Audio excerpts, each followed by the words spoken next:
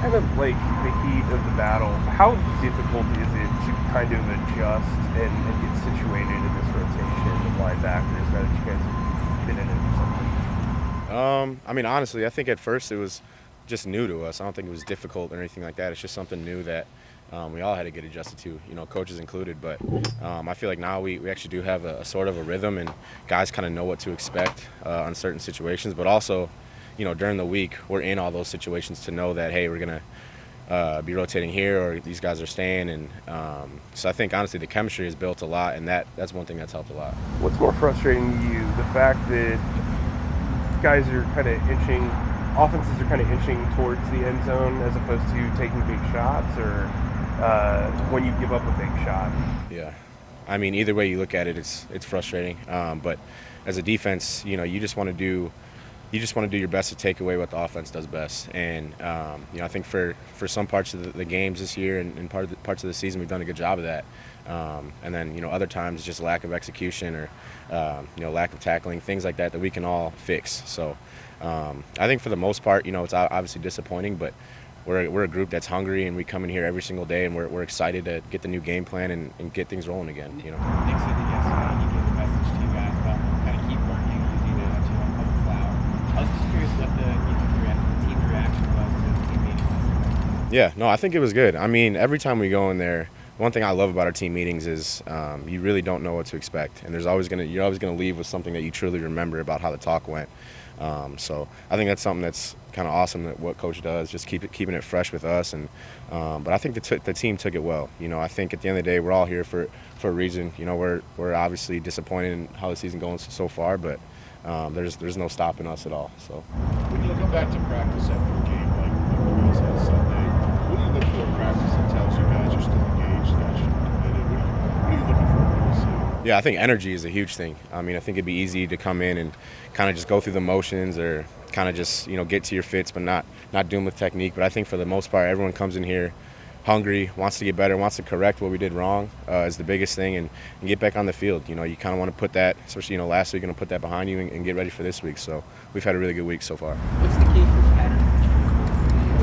pattern? Vision. There's a bunch of times where obviously you don't truly know what you're going to get from a lot of offenses just because of how they're schemed, and it's just go back to playing our rules, things we've been doing since camp. And I honestly think for the most part that's been really good this year. It just sometimes comes down to lack of execution on the finish and things like that, but I think we've done a really good job with that. Is there anything required of a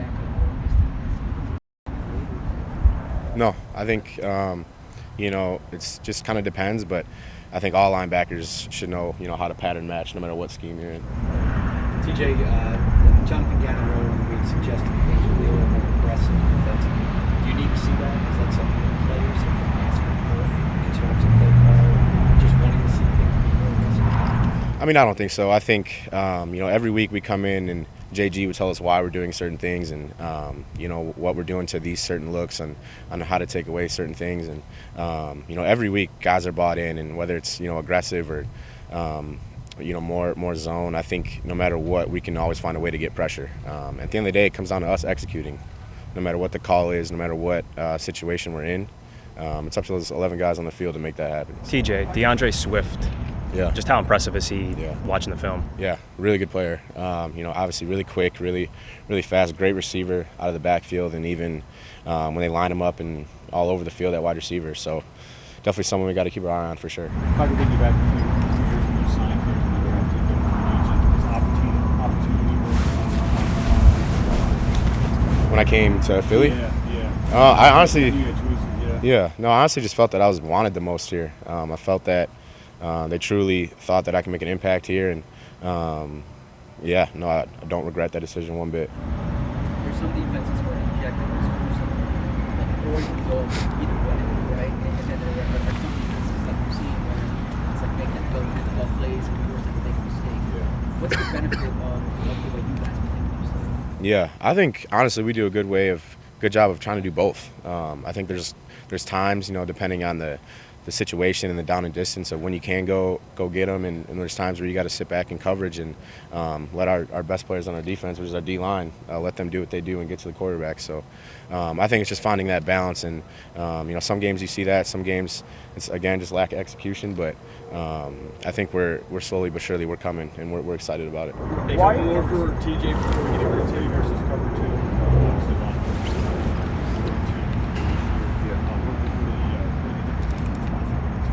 Yeah, so there's more matching in 3, and then in the 2 highs, so 2 and 4, there's a little more vision and things like that. But both, take away certain things. Obviously, when you're playing 3, you're taking away all the middle routes. That's what you like to do, and you're giving up. Your DBs are one-on-one on the outside. So I think again, it's just a balance of the 2. And but as linebackers, we have to be ready to play both and play them both really well. So I think that's one of the exciting parts about our scheme is kind of have to play us true.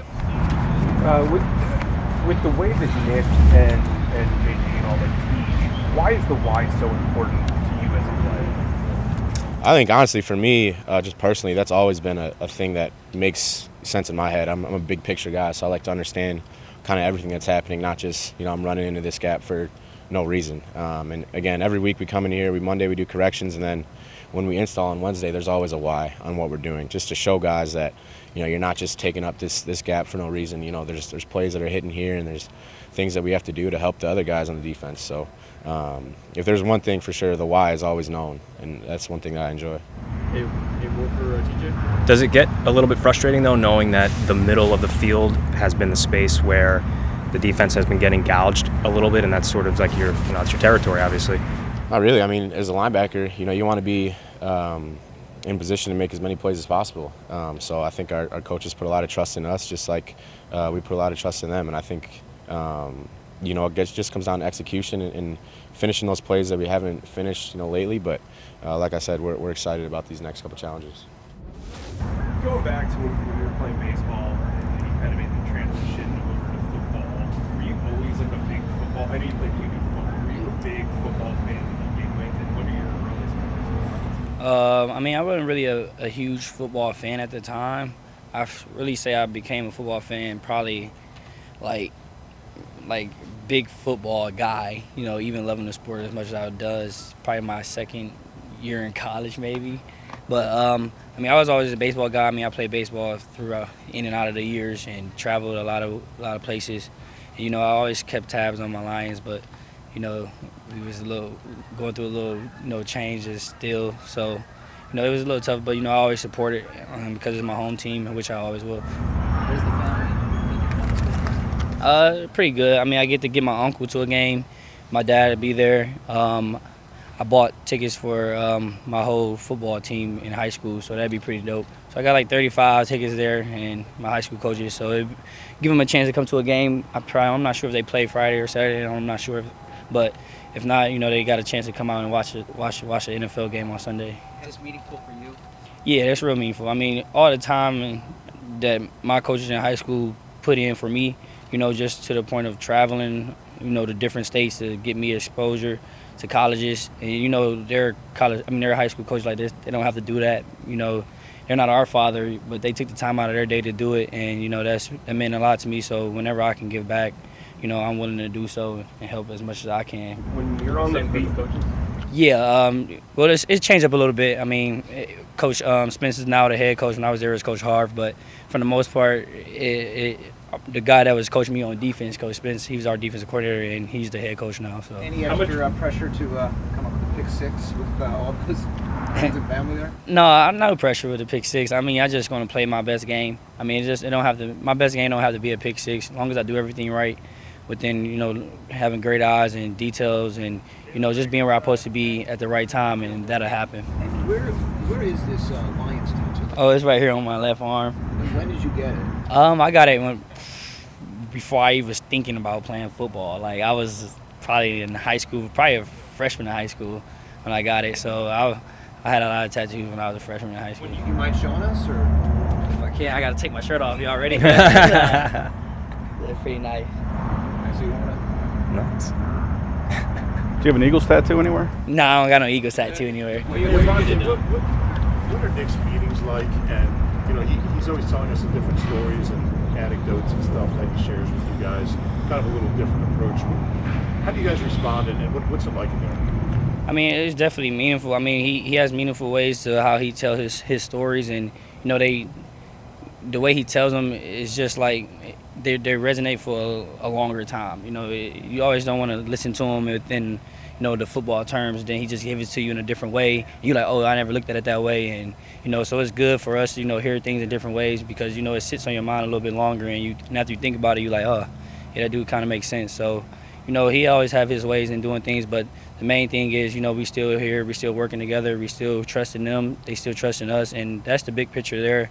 But other than that, like you said, the way he tells his stories and different type of stories, and I feel like they're definitely meaningful in a different way, in different ways other than like football. You brought up Coach Harvell. How much were you thinking about that? A lot. I mean, definitely a lot because I played two high school championship games there at Ford Field, and he was our coach then, and I know he'd be up in the sky looking down, watching me play as I played there because I played a big part and he played a big part in my life as well. So we both definitely an opportunity to show him what I can be doing in the NFL at that moment. Avonte, off topic a little bit. Played golf recently against Dallas. He said he won. He's a liar. I'm just gonna get that out right now. He did not win. So who won? And then just tell me about what it was like to support the Eagle Baltimore. Well, first I'm gonna say I won. We had a challenge. It was who could hit the ball the farthest. So if you go who could hit, okay, if you just say, yeah, let's have a bet on golf. Okay, let's have a bet. So we hit the ball. In your mind, you're thinking like, okay, who can hit the farthest in golf? He goes, no, I thought we was going for height. First of all, how can we measure the height? But so anyways, I hit the ball the farthest, and he was like, oh, I thought it was height. Let's go again. I was like, no, it's just one. So I won. But second, it was nice to get out there and, got a chance to spend some time with some of the fans. And one of the fans was from Tampa, and he's a little guy. I can't remember his name right off the top of the dome, but he was pretty cool. I mean, he was energetic. He had all the energy. He knew everything, and I love that about him because he was able to smile, and his parents had made that trip down there for him. Like I said, that's a good time for anyone at that age. Like if I was that age, I would have loved it as well. So, and that plus he got to hang out with a cool group of guys, and he was even cooler than us. So that's a big thing as well. And also the other group, the group of ladies, they was pretty cool too. So it was definitely a fun time. But if I get another chance to do it again, I definitely would. Let's go for Avonte, guys. Deuce? Yeah. Deuce is my guy. I mean, Deuce, and Sproles used to go at it every day when we came out here. He think he was faster than me, so he used to say, I'm faster than you in 5 yards. So every time we would line up for practice, we line up on a goal line, we would race to the 5, and he would go, then he'd stop. Then I'd do it like 2 times, then he'd be like, go out of nowhere, and he just take off and don't even say nothing, and he'd be like, yeah, I won, I'm faster. So it'd be a good time to see Deuce. I haven't seen him in a while, so I'm actually line up on the goal line and try to race him again. See if guys giving you a hard time about, I know it's not Cowboys or whatever, but are guys giving you a hard time about the tattoo this week with the big Lions? Or? No, I mean, I never really have a hard time with anyone giving me anything about the body that's on me. I mean, it's my body. I really can do whatever I want with it. So, like I said, I'm a Detroit fan. I mean, I like the Lions, the Tigers, the Red Wings. It doesn't really matter. So at the end of the day, whatever they say, it don't really matter. I just laugh. When you look back, kind of a weird question. When you look back, who is the better mullet, you or Rich? Hey, when you get a curl in there, I think it's no doubt. I'd take that crown. Oh, yeah. We've seen it a lot as an extra blocker. Now that Zach's gone, how do you think you can bring that better? Or do you think we'll see a little bit more of that? Absolutely. I think they've done a great job, this entire staff, of, emphasizing route discipline and stuff like that. And, I think specifically Jason Michael, he's done a great job of, preparing me for that since OTAs. And that's something, obviously, I had a pretty heavy emphasis on. Coming in, I knew I was viewed as more of a blocking guy. And so, week by week, I'm just trying to get a little better route running. And, I feel like I've done a great job of it. And, hopefully that'll come to fruition. But if not, listen, I'm ready for whatever role they throw at me, really. What are some of the things you learned at the time you had with Zach? I think the number one thing is, route running. I think that's something that you know, he's basically made a career off of. And, you know, he always figured out how to get the ball in his hands. So, you know, I think that's a big thing. And anytime you have someone who's been here for 9 years, I think it's awesome having him there to kind of show you the ropes and, you know, just, you know, be able to absorb anything he tells you is obviously, you know, awesome and, you know, will help you a lot as a player. So, you know, I think a mix of, you know, him being a veteran and, you know, soaking up that and his route running abilities. Hey, Avonte was just here talking about mixed meetings. Mixed meetings are different. He loves telling stories and making points with, you know, anecdotal stories. What are his meetings like for you guys, and how much do his stories resonate? Oh, they get everybody going in there. You know, I think, you know, regardless what he's talking about, he finds a way to get everyone going, and, you know, everyone buys in at all those stories. And, you know, regardless of, you know, how he says it, he just has a way of getting everyone going, and, you know, everyone buys in. And so, you know, I don't have anything else to compare it to at this level, but that's the kind of head ball coach I want, is someone who can rally the troops and really get us going and, you know, steer everyone in the right direction. And, you know, I think he's continued to do that. You know, obviously the record we have is, you know, unacceptable and not what we want, but he's done an unbelievable job of, you know, keeping everybody close. You don't see anyone veering off, you know, with their heads down or anything like that. So I think he's done a tremendous job of just, you know, keeping us together, and, you know, that's a huge testament to him and his staff. Jack, just going back to Dallas for a second, when you think about the tight end room, you guys are in those meetings specifically, what's his voice like now? Like he's stepping into a little bit of leadership role. Obviously Zach was a big presence in that room. Absolutely. I mean, you can see him starting to do that, and, you know, as soon as that happened, he realized that he's got some bigger shoes he's got to fill as far as being a leader. And, you know, he's done a great job. You know, he'll be taking dudes to the side saying, hey, on this route you got to run it like this against this coverage, and, you know, really doing the things that Zach did. And he'd been doing it all along.